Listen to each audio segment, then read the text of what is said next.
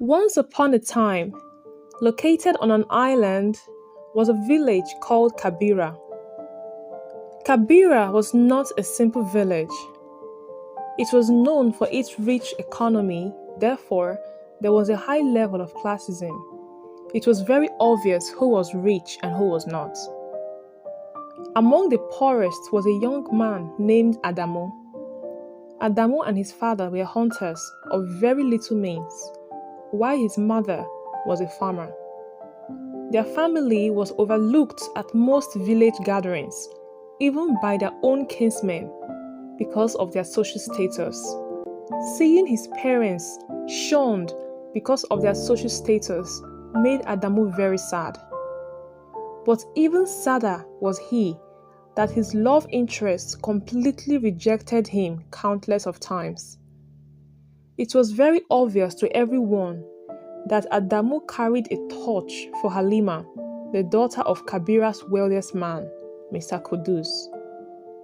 Halima was a vision of grace and beauty. Her laughter was like the sound of gentle rain on a hot day, and her smile could light up the darkest of nights. Her room alone could house 10 persons comfortably.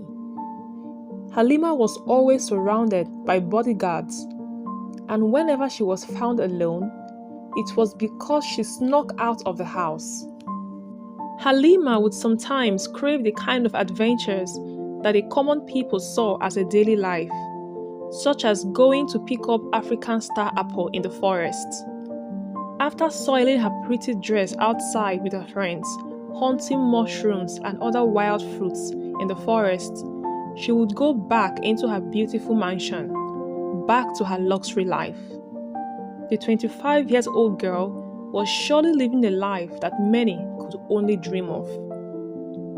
Adamu, an ordinary village hunter, was definitely dreaming if he thought he could win Halima's hearts with his bushmates. But the young man was very persistent. Adamu had even studied Halima's itinerary, and he knew what days and time she snuck out of her father's mansion to spend time with her friends. One day, he decided to ask her out again. He called 2 of his friends to accompany him for added morale. They wore their best clothes and stationed themselves at the junction. Very soon, the impeccable beauty and her friends sauntered into the village square, looking like precious stones that fell from the skies. Adamu's mouth watered. His eyes nearly popped out of their sockets.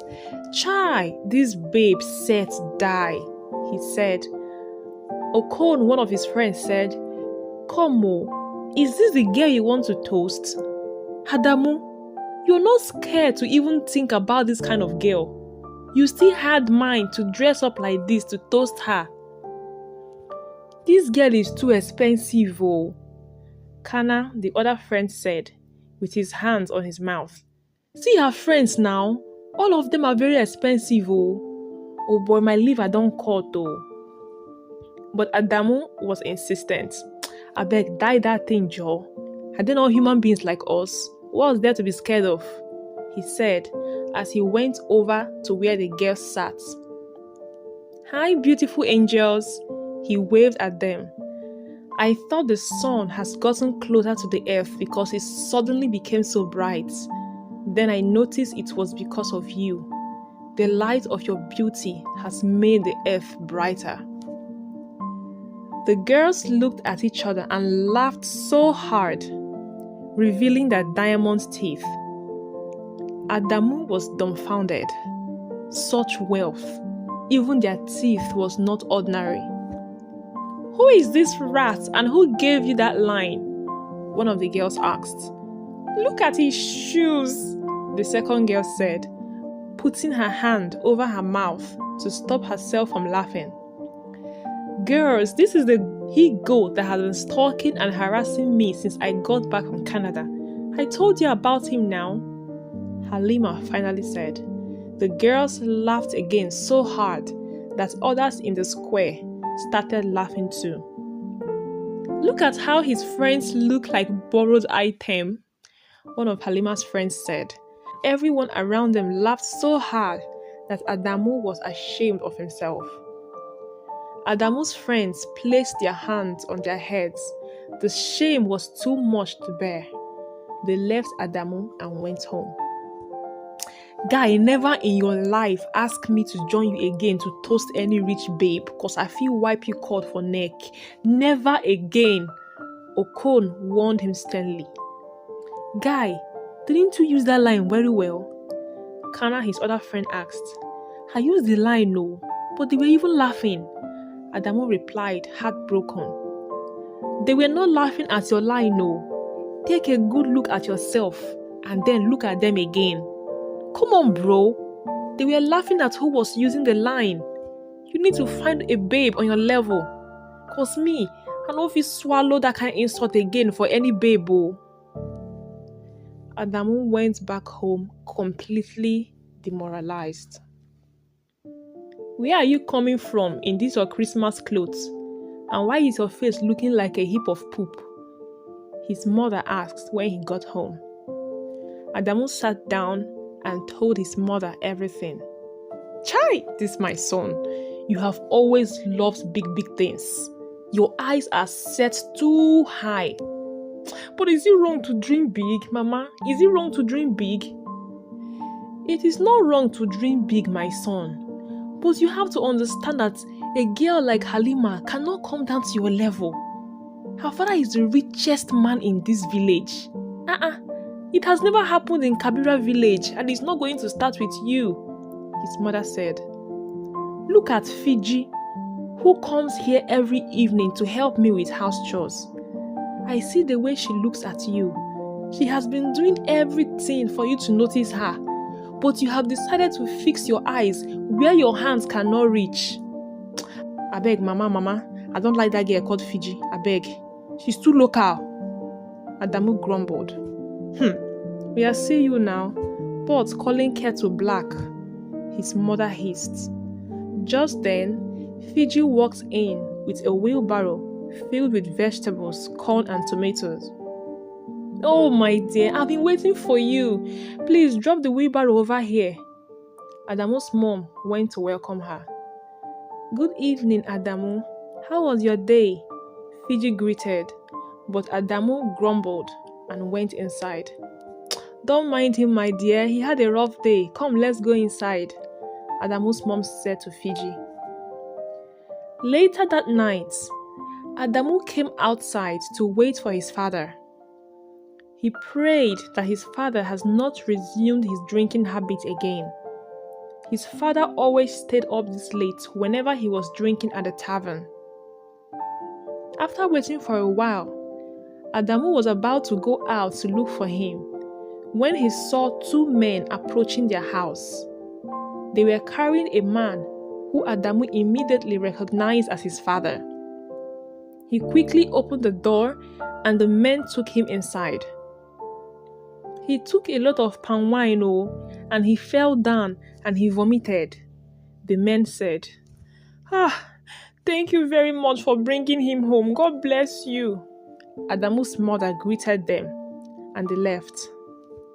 Why do you keep doing this to our family? Nobody respects us in this village anymore because you keep disgracing us outside. Why do you keep doing this? Adamu's mom cried. Adamu's father shook his head sadly on the floor where he sat, looking as though he aged 10 times over.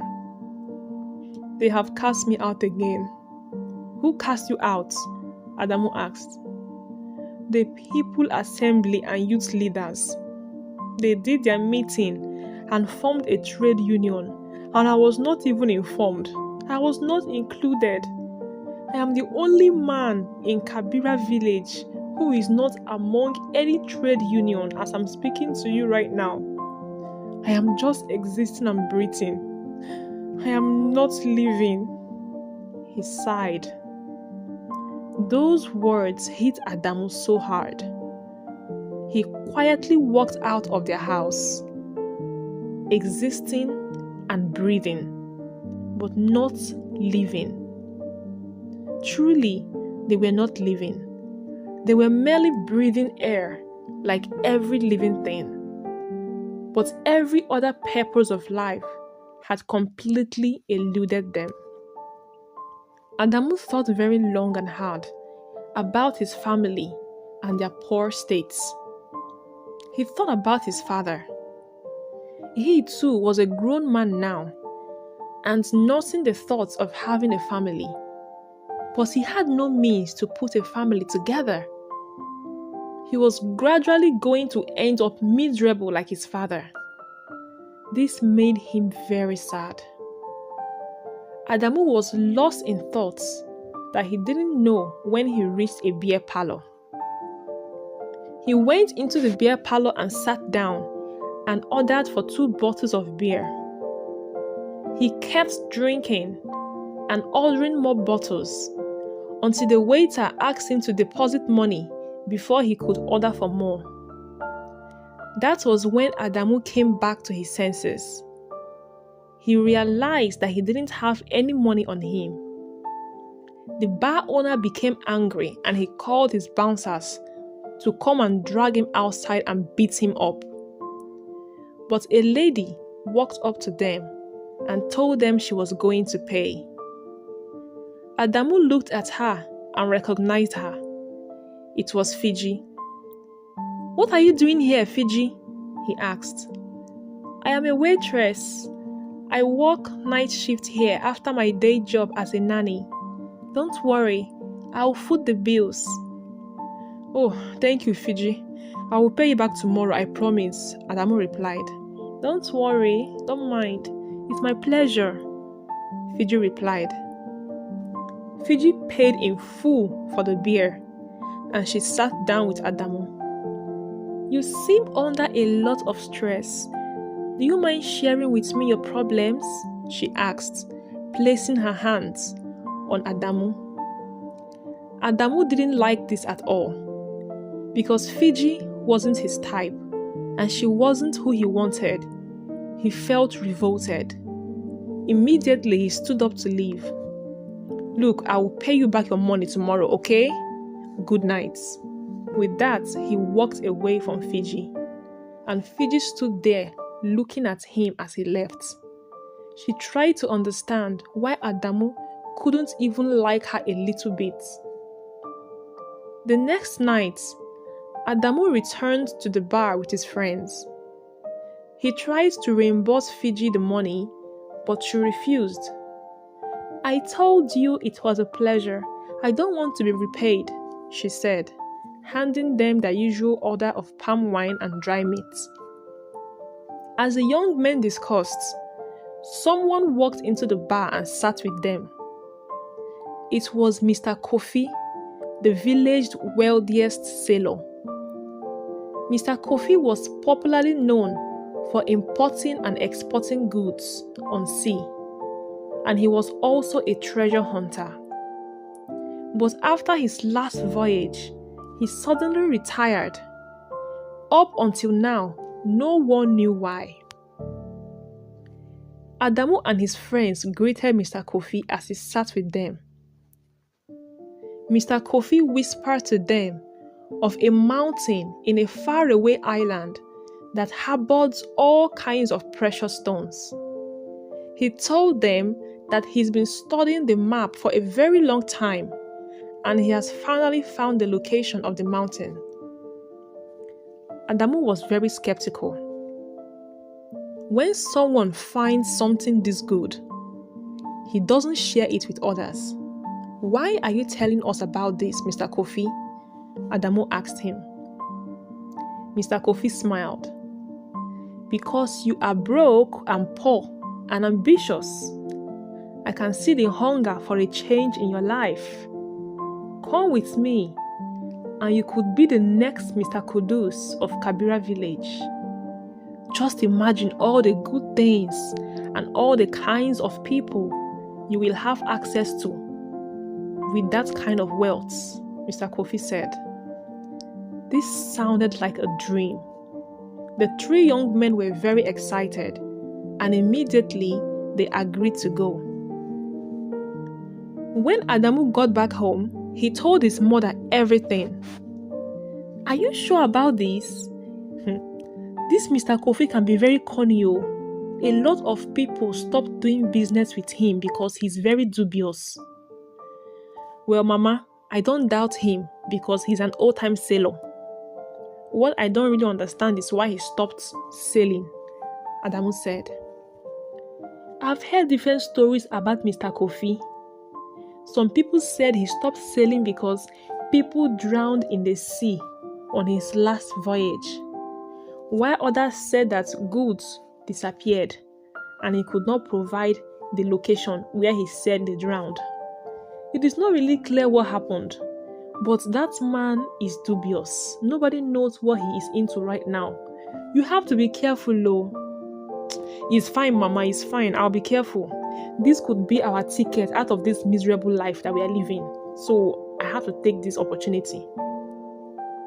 "It's okay, my son.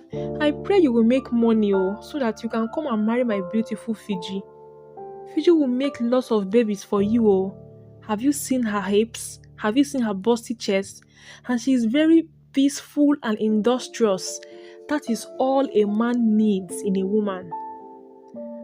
Adamu grumbled and went away. "If you like, keep running. You will come back and marry my Fiji," his mother laughed. Adamu went to see Halima again.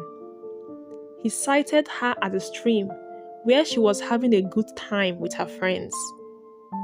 "Halima, I will soon be very wealthy. Then I will come for your hand in marriage. I hope you will keep yourself for me," he said to her. The girls could not hold back their laughter. "Can you imagine?" one of them said. "This church rat does not give up. As in, he doesn't know when to stop. Maybe we should show him some affection," Halima said as she took a bucket and scooped water from the stream, emptying it on Adamu's body. All of them laughed at him. "If you harass me again, I will report you to my father so he can teach you a lesson, you gold digger," she yelled at him. Adamu went home feeling worse than he's ever felt in years. Adamu and his friends met with Mr. Kofi at the shore during the dead hours of the night to finalize their plans. "Tell no soul about this voyage," Mr. Kofi warned them. Mr. Kofi demanded 500 coins from each of them for the voyage. It was a lot of money, which they did not have. They deposited the little they could while they worked tirelessly to earn the money in order to pay up the balance. Adamu returned one day from the day's job to find Fiji inside their house. "Good evening, my future husband," Fiji knelt before him. Adamu looked at her very angrily. "Why are you deceiving yourself? Why are you insisting on wanting someone that clearly doesn't want you?" he asked her. Fiji smiled. "It is the same reason you are insisting on wanting Halima, who is clearly out of your league and will never love you. Hope. You are hoping that one day she will change her mind and return your love. That is the same way I am hoping to win your affection someday." Adamu looked at her long and hard and finally shook his head. He sat down and sighed. "That is the only thing we have now, I guess. Hope. I also hope to become rich someday soon." "Well, that is the difference between the living and the dead. As long as we're alive, anything we dream of is possible," Fiji replied. Adamu looked at her in a sudden admiration, an admiration born out of her calmness and intelligence. Even though she came from a poor family, Fiji was the most positive and cheerful person he's ever met. Little wonder why his mother loved her dearly. Adamu proceeded to tell Fiji about his plans to go to the treasure island and his hopes for the future. I hope to make lots of money if this treasure island is real. I don't doubt how resilient you are. I will be praying for your safety, but you have to be very careful, Fiji replied. Later, Fiji got up and began doing house chores around the house. She cleaned the entire house and soon everywhere was sparkling. Then she made a delicious meal and served Adamu, and she sat down with him as he ate. You are the first young lady I know to make friends with an old woman, Adamu said as he enjoyed his meal. How did you become friends with my mother? Well, your parents helped my poor mother to settle a dispute on the only land my late father left for her. So my mother asked me to come over to run errands for her as a way of appreciation. But I grew to love your mom, so I kept coming and we developed our own friendship, Fiji said. Wow, that's quite a story. I like that. Please don't stop coming, okay? I'm really enjoying your food, Adamu said. Thank you, Fiji replied shyly. In the days that followed, Adamu found himself enjoying the company of Fiji every time she came around. Adamu's mother would just sit at a corner and watch. She was happy to see her son finally warming up to Fiji. I told you now, after running, you will come back to the girl I have preserved for you, his mother said, laughing mischievously. Ha, Mama, don't get your hopes up, oh. I'm simply being nice to her. There's nothing really serious between us, Adamu grumbled. Now it's from clap that dance we follow. So from being nice, you become a husband? She laughed even harder. Adamu shook his head at his mischievous mother. But indeed, Adamu gradually found himself loving Fiji. Fiji was calm, peaceful, intelligent, and industrious. What else could a man ask for? And as she walked around their house, cleaning the windows, he could see how truly beautiful she was. She was the sort that would bring stability and peace to his life.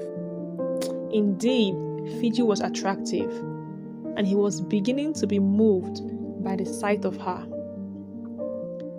How much have you made so far? Fiji asked him as they sat down on the bamboo mats one evening. 400 coins. I hope to borrow from one of my friends to complete the money because we leave in 2 days, Adamu said. Fiji loosened the end of her wrapper and brought out a stash of coins and handed it over to Adamu.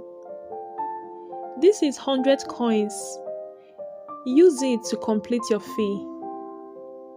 Adamu was dumbfounded.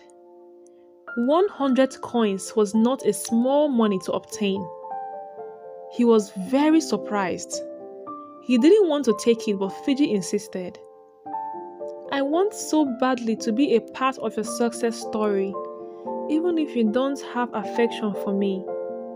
I love your family, and I love you too. I will do anything to help whenever I can, she said tenderly. Adamu was touched. Fiji, I have affection for you. Do you mind if I can call you Fifi? Yes, I like it, she responded shyly. I do have affection for you, Fifi. Thank you for insisting on loving me. I think you have made me change my mind. Fiji smiled warmly as they sat together in the silence, their hearts beating as one. Adamu and his friends balanced up their feet for the voyage, and the day finally came to depart. God will be with you, my son, his mother prayed for him. Go and find wealth, my boy. Go and come back home gloriously. His father also prayed for him. Adamu bade his parents goodbye and left. Fiji saw him off to the shore. I'll miss you, she said, holding his arms, her eyes watering up. "I will miss you too badly, and I won't stop thinking about you," Adamu said, bringing her closer. As they loaded their luggage into the ship, a beautiful lady in tank top and bomb shorts appeared in front of Adamu. It was a delectable Halima. Her skin shone so brightly that for a minute, Adamu lost his tongue. "Well, hi, she greeted. "Halima, is this you? What are you doing here?" Adamu asked, his eyes wide in surprise. "Well, I overheard my dad talking about an adventure that Mr. Kofi and some village boys are going for. So I decided to come and see things for myself." "So it's true, huh? You're going to become rich. I can't wait," she said. "And why does that matter to you? You made it clear I'm not your type. Or have you come here to pour me more water?" Adamu said. Halima drew closer to him and kissed him on the lips. Adamu could not believe what was happening. "You want me, don't you?" she asked. Adamu was speechless. "But I'm broke and you can't date me." "Well, if you come back with that treasure, I will date you. Yes, you heard me. I will be your baby. Make sure you come back as a rich boy. I'll be waiting for you, Adamu." She hugged him tightly. Adamu could not resist the beauty that he had longed for his whole life. He hugged her in return, the scent of her body dulling his senses. Fiji stood there aghast at the sight playing out before her. As Halima walked away, strings of tears rolled down Fiji's face. She was jealous, angry, afraid.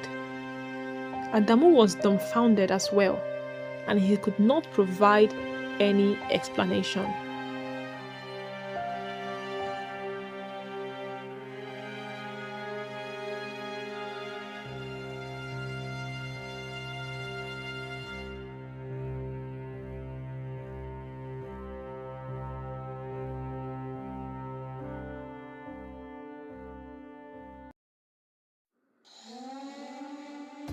As Adamu and his companions boarded the ship under the cloak of the night, the moon cast a glow over the waves.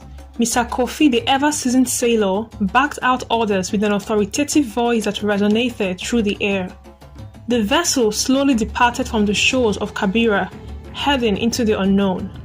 Adamu's heart raced with a mixture of excitement and trepidation.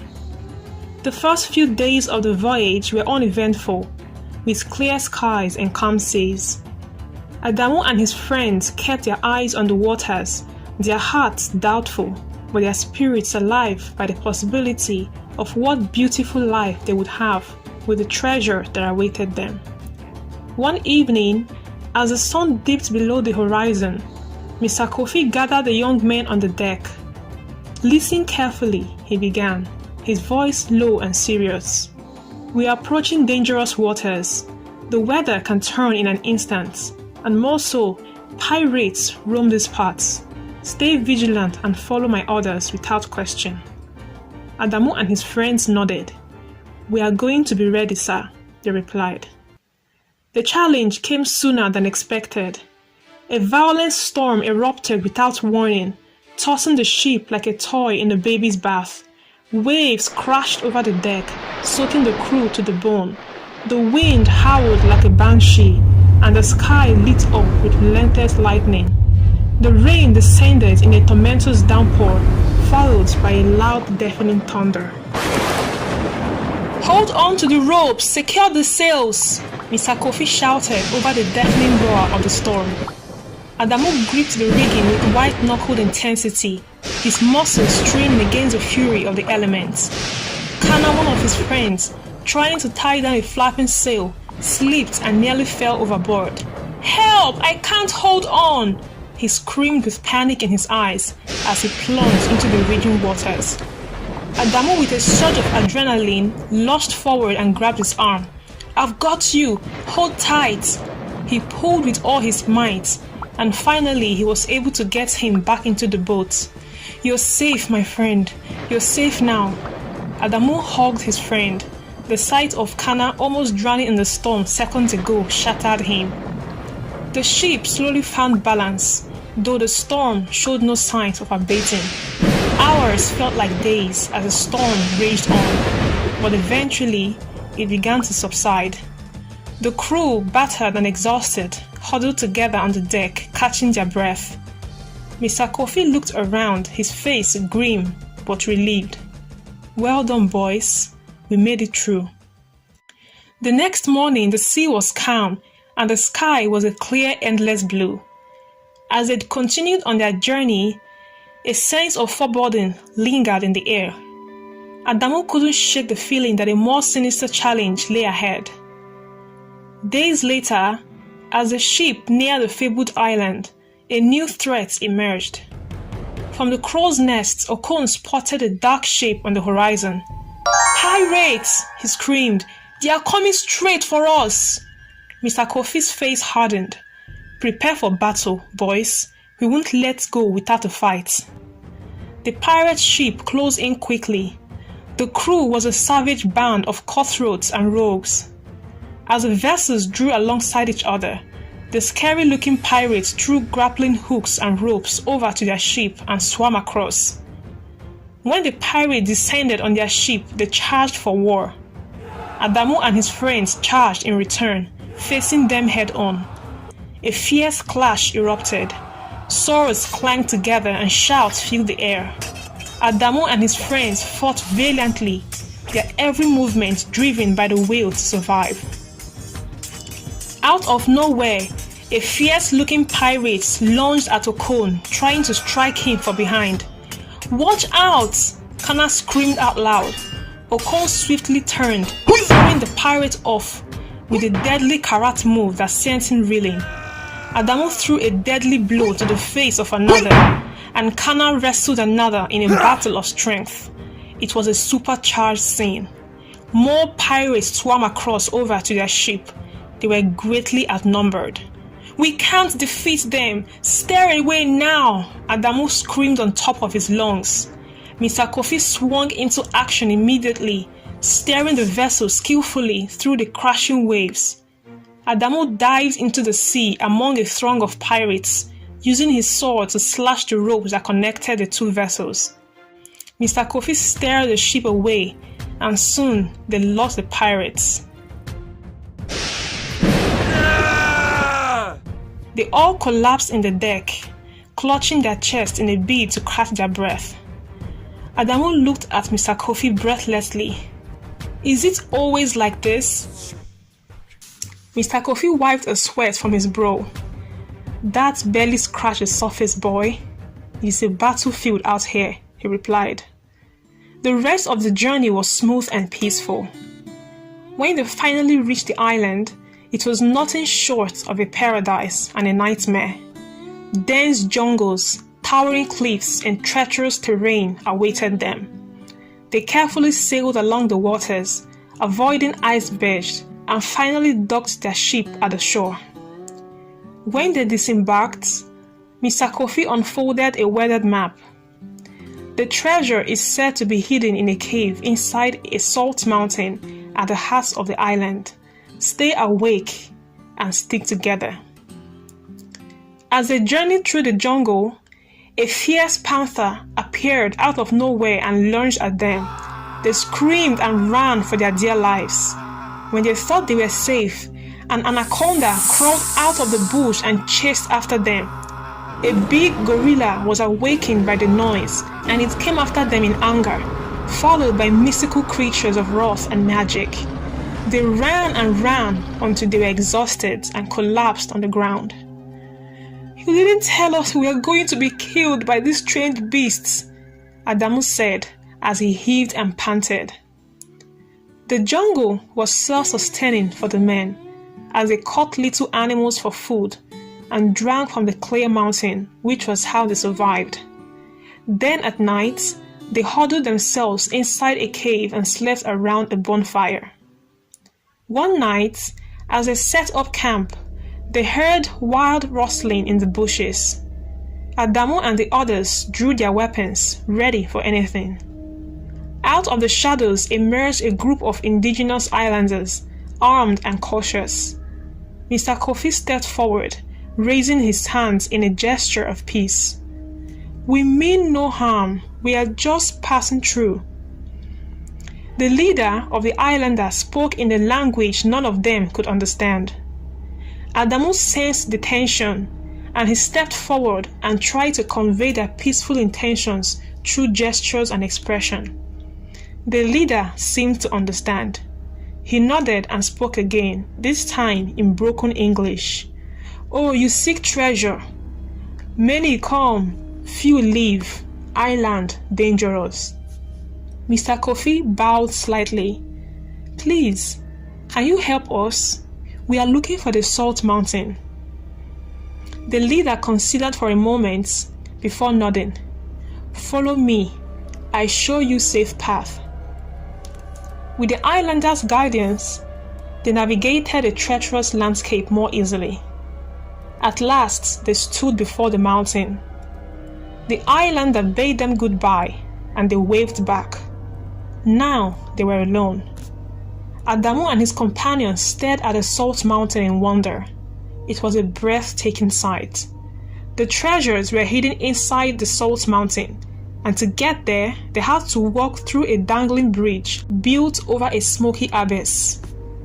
Adamu and his friends saw a sign at the foot of the bridge, which indicated that the territory was owned by the government. They became alarmed. "Mr. Kofi, this isn't some treasure island you brought us to, is it?" Adamu asked. "You brought us here to steal government property. And what did you think? That life is some fairy tale where you suddenly come upon an island full of treasures and you become wealthy?" Mr. Kofi retorted. "No, boy, this isn't fairy tale. This is reality. And in reality, you either work for your wealth or you rob others of their wealth," he yelled and walked out of them. Adamu and his friends were aghast. "Guy, see, let's follow him, okay? We are already here. And so if there's any treasure here at all, let us grab as much as we can and go. It's either we do this or we go back to our miserable lives in Kabira village," Okun said. With a heavy heart, the young men agreed to continue on their quest. But this time, with the awareness that it was no longer a treasure hunt, but an outright robbery. Together, they crossed the bridge and got to the Salt Mountain. They crawled the Salt Mountain and entered into the cave. They lit up torches to illuminate their way. As they navigated their way through the cave, they heard a roar. They turned to see a fierce-looking lion with blazing eyes behind them. "Lion!" Okon yelled. All three of them took to their heels as the beast chased after them in the hot pursuit. The roar of the lion reverberated throughout the cave, causing more panic than the presence of the lion itself. The men ran for their dear lives. They ran deep into the cave, and soon they lost the lion. "Are you sure we are going to survive this?" Okon asked, trying to catch his breath. "Let us be more careful," Mr. Kofi said when they caught up with him. Deeper into the cave, they finally found it. A chamber filled with glittering jewels and gold. The sight was a wonder. "We did it! Yes, we did it!" Kana whispered. The men jumped up, throwing their fists into the air in jubilation. "Yes, we are rich! We are rich!" they exclaimed. Mr. Kofi grabbed a bag of diamonds, hugging it tightly. "Oh, wealth at last! Oh, wealth at last!" he murmured. They couldn't contain their joy. Quickly, they began to stash the treasures into their bags. Their excitement over the newfound wealth knew no bounds. But their celebration was cut short as the cave began to rumble. "The cave is collapsing! We need to get out now!" Mr. Kofi shouted. They all grabbed bags of gold they could carry and ran for their lives. The cave shook violently, rocks falling around them. Adamu and his friends ran. Mr. Kofi's legs took flight despite his weight. They dodged the rocks as they ran, safely making their way out of the salt mountain, and ran all the way through the dangling bridge until they were out of harm's way. Slowly and steadily, they made their way to the shore where their ship was docked. "We made it," Adamu said, clutching a handful of diamond. "We actually made it." Mr. Kofi smiled, exhaustion and relief evident on his face. "Yes, we did. Now let's get home."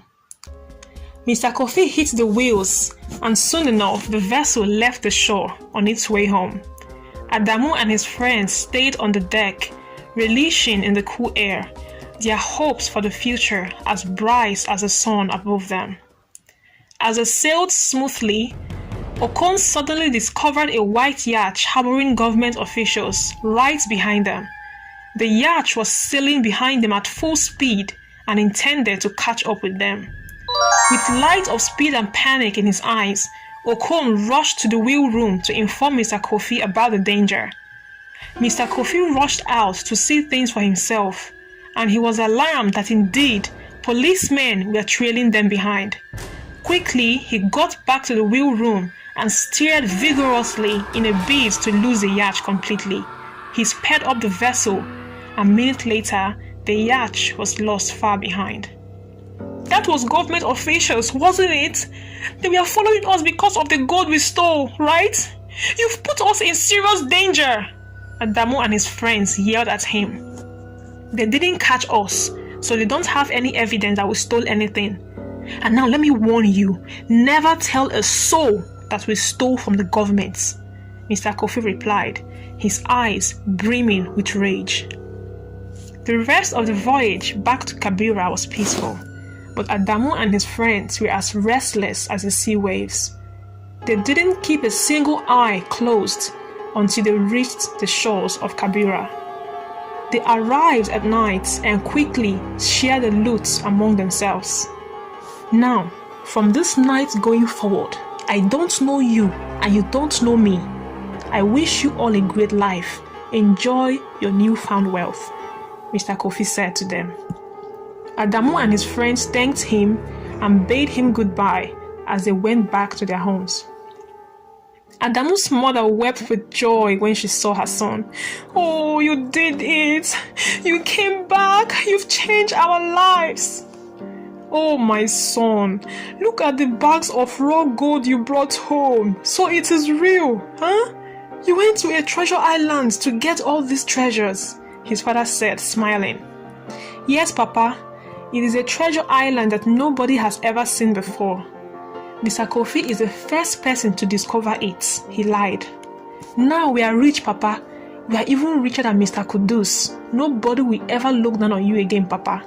Now we are going to be the talk of the town," Adamu bragged.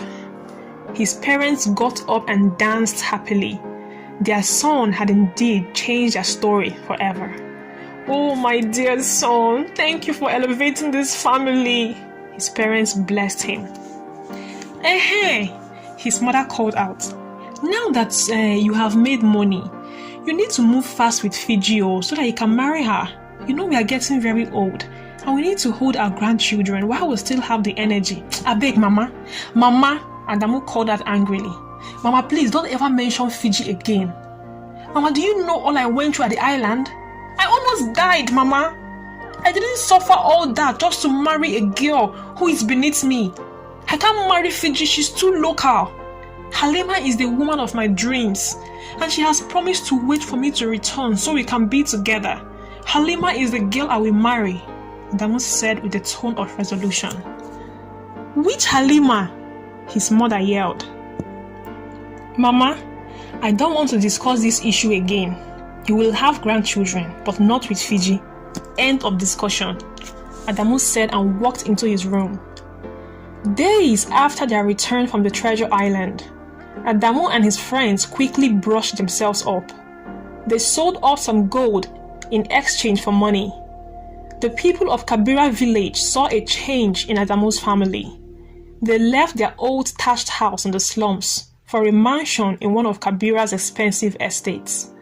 Adamu's friends followed suit and bought apartments, and soon all three of them became neighbors in sugar estates, driving luxury cars and heavily guarded by bodyguards. Adamu dressed up as a big boy and went to visit Halima. They sat together in the living room and enjoyed a good time. "You see, I promised you that I'll be back for you when I make the money. So here I am," Adamu said, holding her close to him. "And I've been waiting for you," Halima said, feeding him some chips. "Come and spend some money on me, baby. I need to change my wardrobe. I need some new shiny things," she said. "I will do anything for my baby," Adamu said. He took her out in his Ferrari and they went to a big boutique in the city. Halima tried on a lot of dresses. "Do you like this?" she asked as she stood before Adamu wearing a sexy green dress. Adamu gave her a 2 thumbs up and she was happy. She tried on new, nice shoes and they went to buy expensive wristwatches. Adamu was determined to impress Halima.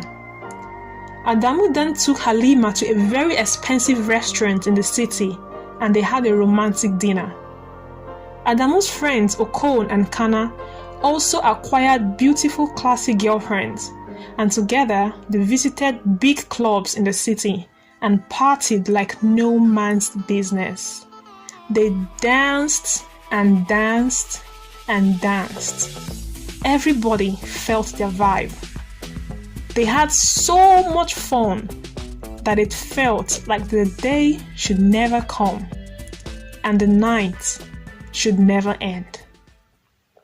Fiji heard of the return of Adamu and she raced to their home with joy on her face to see her true love, but she was shocked to find their home deserted. She sat on a wooden bench, lost in thoughts, confused and heartbroken. "Does it mean that Adamu didn't come to look for me after he got back?" she soliloquized. "Are you looking for Mr. Gon and his family?" a girl asked, walking up to Fiji. "Yes, I came here yesterday as well and they weren't home." "Did they travel?" Fiji asked. "Travel, Ke? They have moved out though. They are no more on our level. If you see where they live now, Adamu is the latest big thing in Kabira and the talk of the town.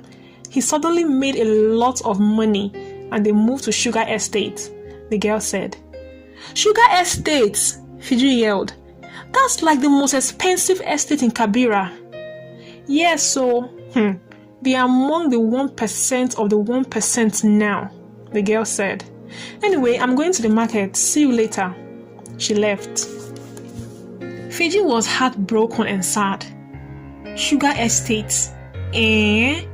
So Adamu already got back from his treasure hunt and he had enough time to move into an estate, but he didn't come looking for me, Fiji thought to herself.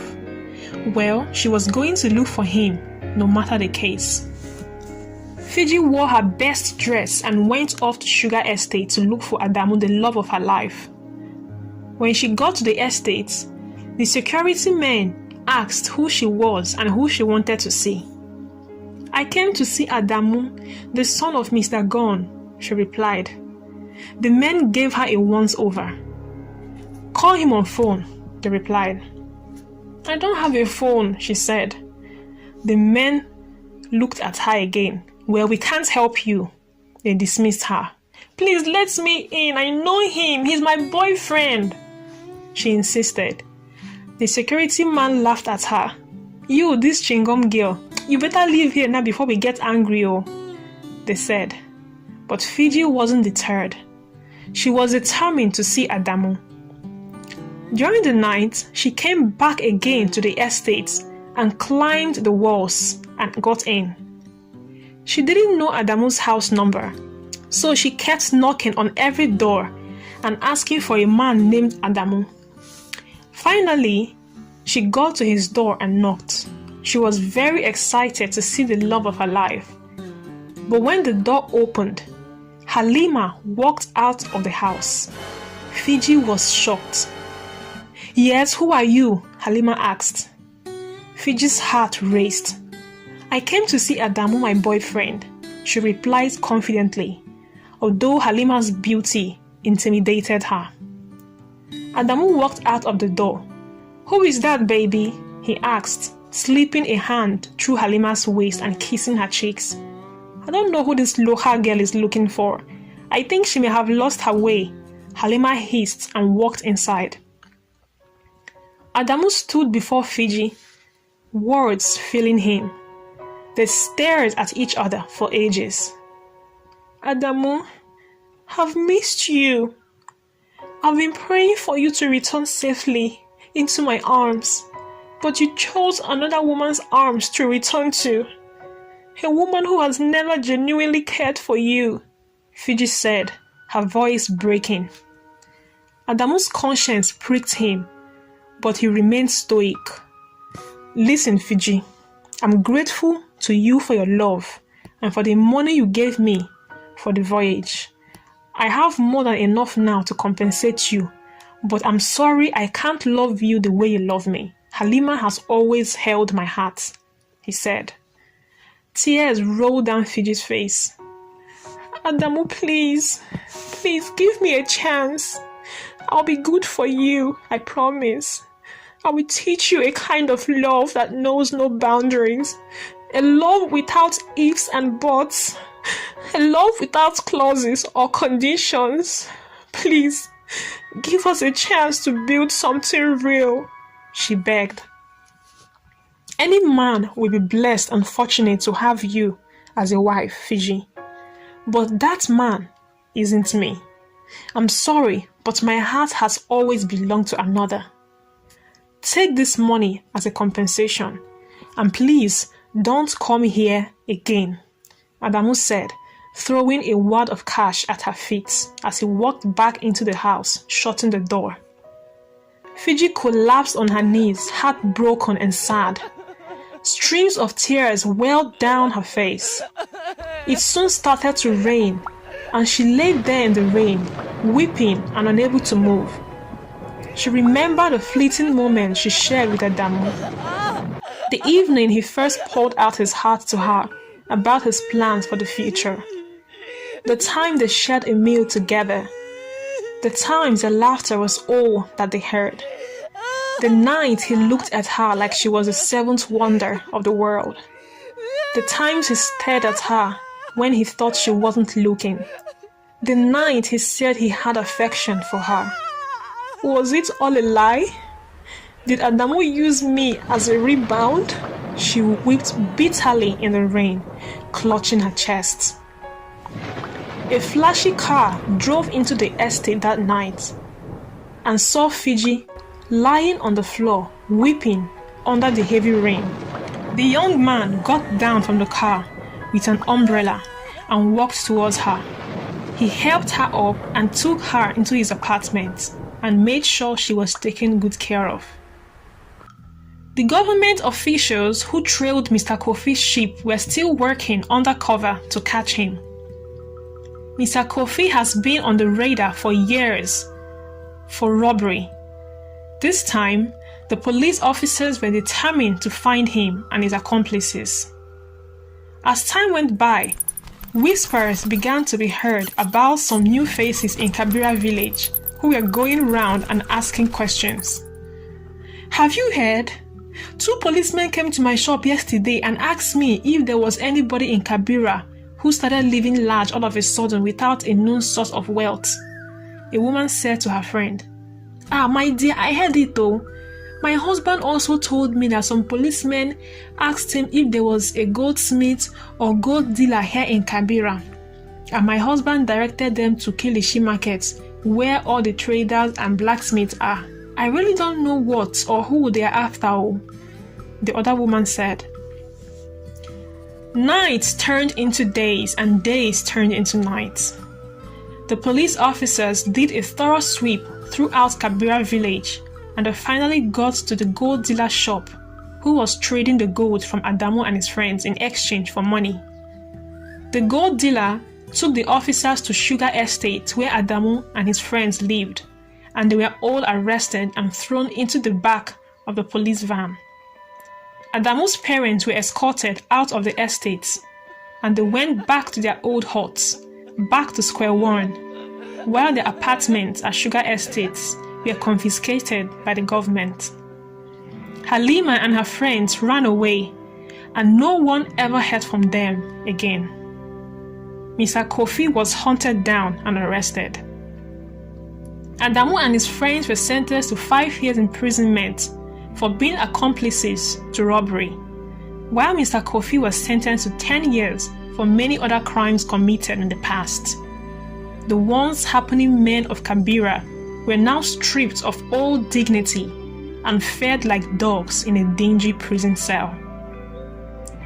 Fiji heard about what happened to them, so she visited them with plenty food. When Adamu saw her, he burst into tears. Halima, who I loved, ran away from me and has never visited me. But you, who I never valued, came to see me, and you even brought food for me, he cried. Fiji smiled. Well, I don't blame you for not loving me back. Your heart was already spoken for. But it's just unfortunate how you couldn't see that Halima was only there for the good times. I hope you have learned your lesson. When you eventually get released from this place, don't go for flashy things. They don't last. Adamu cried all the more. I behaved badly and I've learned my lesson. I'm sorry about the way I treated you. I hope you will find a place in your heart to forgive me, he begged. I forgive you, Adamu, and I'm very sorry that I gave you money to embark on that voyage. If I had known Mr. Kofi's plan all along was robbery, I would have advised you not to go. I'm truly sorry about all this, she said and turned to leave. Adamu stopped her. You're looking different now, Fiji. You're looking more beautiful and different. How come about this sudden change? He asked. Fiji smiled. Well, I guess true love does make you shine. And there's a different kind of glow when the right person for you is loving you. Thank you for being real with me, Adamu. It was because you rejected me that I found my true soulmate, she said as she walked away. Fiji eventually got married to the kind gentleman from the rainy night of her despair, and they lived together happily ever after in their beautiful mansion in Sugar Estate.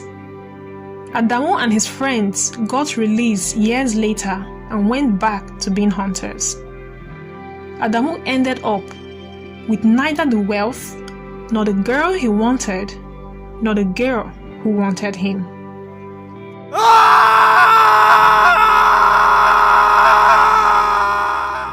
And so it became a true life lesson for all in Kibera village that the peace contentment brings is far better than the price to pay for greed.